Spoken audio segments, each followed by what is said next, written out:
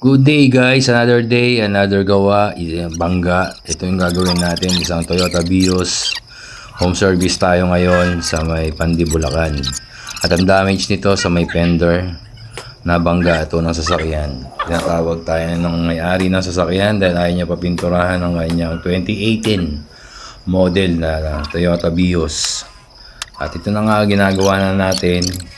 Ginamitan natin ng lateral tension, ayan o, magkabilang dulo, tapos ayan, cold glue tayo sa may gitna, hatak. Tapos start na tayo mag push, ayan. So nagpo-push na tayo para iangat yung mga low spot, tapos knockdown para ibaba yung high spot, yun. Tapos yan, push hanggang sa matapos tayo. Tapos eto na nga ang resulta ng ating pagpi-PDR.